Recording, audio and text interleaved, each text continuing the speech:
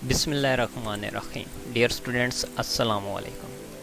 Students, इस video के अंदर हम 0 डिवाइडेड बाय 0 का आंसर जो है वो फाइंड करने की कोशिश करेंगे।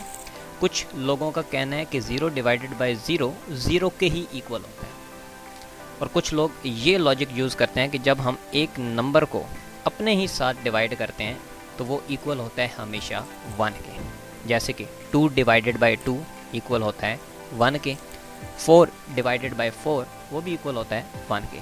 तो इसी तरह कुछ लोगों का कहना है कि 0 डिवाइडेड बाय 0 भी क्या होना चाहिए, 1 ही होना चाहिए। ठीक है ना।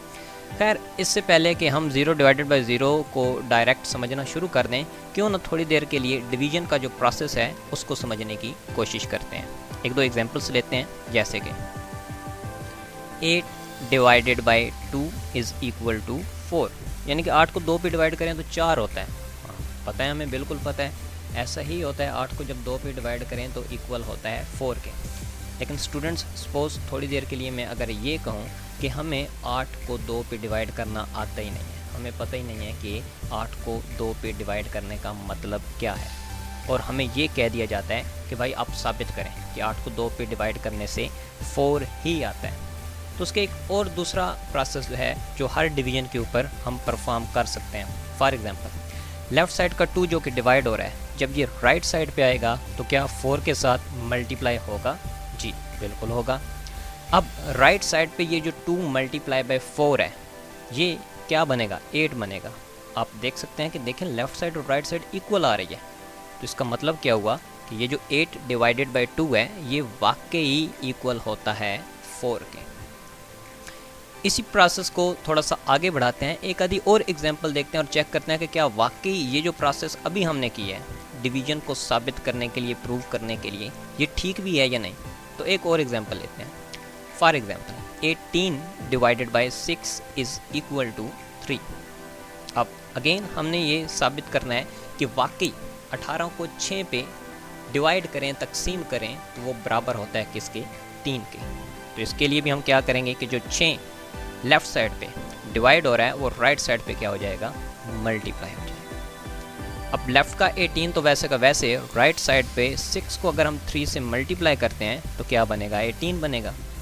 अगेन लेफ़्ट साइड और राइट साइड इक्वल, मतलब क्या हुआ कि वाकई 18 डिवाइडेड बाय 6 जो है वो इक्वल होता है 3 के। तो हम कह सकते हैं कि वाकई इस प्रोसेस से हम एक डिवीजन को साबित कर सकते हैं कि ये ठीक है या नहीं है, यानी कि अब तक हमारा जो प्रोसेस है वो बिल्कुल सही चल रहा है।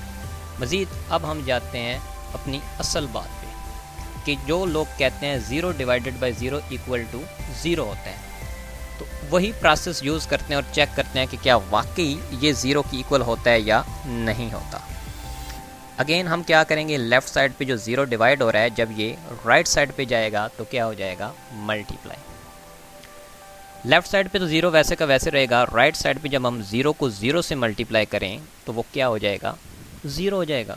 अगेन लेफ़्ट साइड इक्वल आ रही है राइट हैंड साइड के, तो मतलब क्या हुआ? मतलब तो फिर ये हुआ कि जो 0 डिवाइडेड बाई 0 है वो वाकई 0 के ही इक्वल है। तो सही ये कहा जाता है, हम कह सकते हैं कि 0 डिवाइडेड बाई 0 की वैल्यू जो है वो क्या होती है? 0 ही होती है।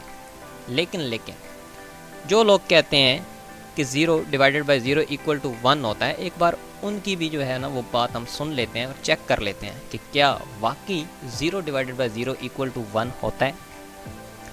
इसको भी सेम प्रोसेस से चेक करते हैं। लेफ़्ट साइड पे जो 0 डिवाइड हो रहा है वो राइट साइड पे जाके क्या हो जाएगा? मल्टीप्लाई हो जाएगा। अब लेफ़्ट साइड का तो 0 0 ही रहेगा, लेकिन राइट साइड का 0 1 से मल्टीप्लाई हो के अगेन 0 बना रहा है। तो यहाँ पर मेरे ख्याल से ये साबित हो रहा है कि 0 डिवाइडेड बाय 0 सिर्फ 0 नहीं होता, बल्कि 0 डिवाइडेड बाय 0 1 भी होता है। तो भाई दोनों बातें सही हैं कि 0 डिवाइडेड बाय 0 0 के भी इक्वल है और 0 डिवाइडेड बाय 0 1 के भी इक्वल है। तो हम कह सकते हैं कि भाई दोनों ही बातें ठीक हैं। जो लोग कहते हैं कि 0 डिवाइडेड बाई 0 0 की इक्वल है वो भी सही कह रहे हैं, और 0 डिवाइडेड बाई 0 इक्वल टू 1 है वो भी सही कह रहे हैं। अच्छा हो गया जी, ये तो हमारा मामला जो है वो हल हो गया। वीडियो एंड हो जानी चाहिए मेरे ख्याल से तो यहाँ पर, ऐसा ही है ना। लेकिन है ये क्या, 0 divided by 0 is equal to 37। ये नहीं सुना कभी भी हमने कि ये 37 के भी इक्वल होता है। ये बीच में से कहाँ से आ गया। अच्छा खैर चलें हम इसको चेक करते हैं ज़रा, अपना वही पुराना मेथड यूज़ करते हैं कि लेफ़्ट साइड का 0 जो कि डिवाइड हो रहा है राइट साइड पे जाके क्या हो जाएगा, मल्टीप्लाई हो जाएगा। वाकई मल्टीप्लाई हो गया।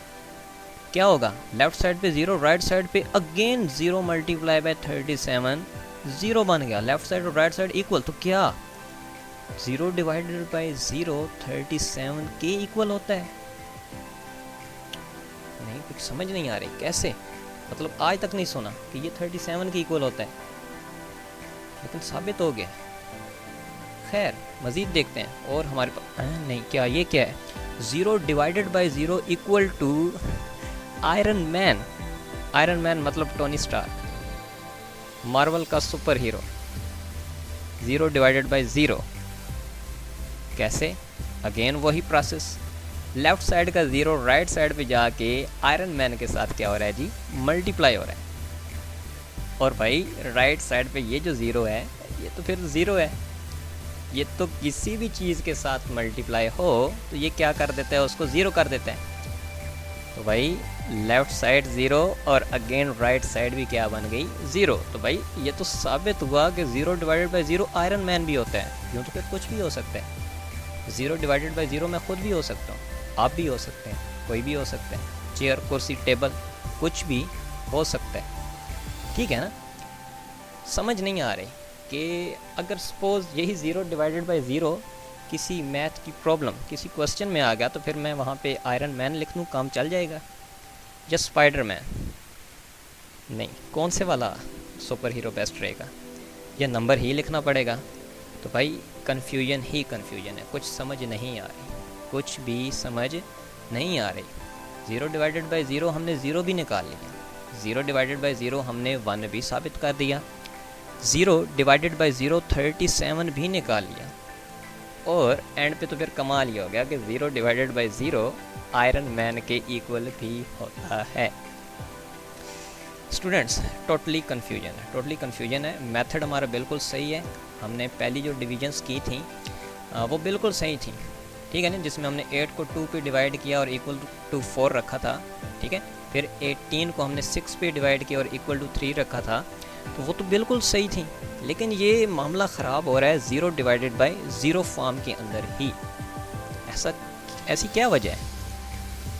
तो डियर स्टूडेंट्स सच बात तो ये है कि हम टोटली नाकाम हो चुके हैं 0 डिवाइडेड बाय 0 का आंसर निकालने में, नहीं निकल पा रहा। और अगर सच कहूँ तो सब कुछ निकल रहा है, यानी कि 0 डिवाइडेड बाय 0 1 भी आ रहा है, 0 भी आ रहा है, 37 आयरन मैन, और ये 37 और आयरन मैन क्या चीज़ है, कुछ भी हो सकता है। तो भाई ये काम ऐसे नहीं चलेगा। मैथमेटिक्स में ऐसा कैसे हो सकता है कि सेम एक्सप्रेशन के आंसर 1 2 3 4 5 नहीं बल्कि लातादाद आ रहे हैं, ठीक है ना।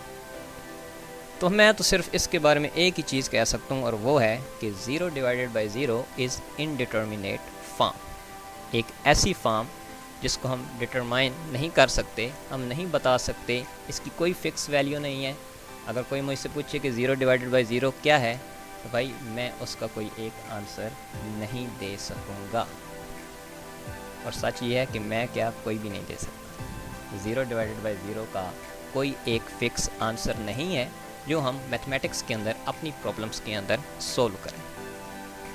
तो जो लोग कहते हैं कि 0 डिवाइडेड बाय 0 है, माजरत के साथ गलत है।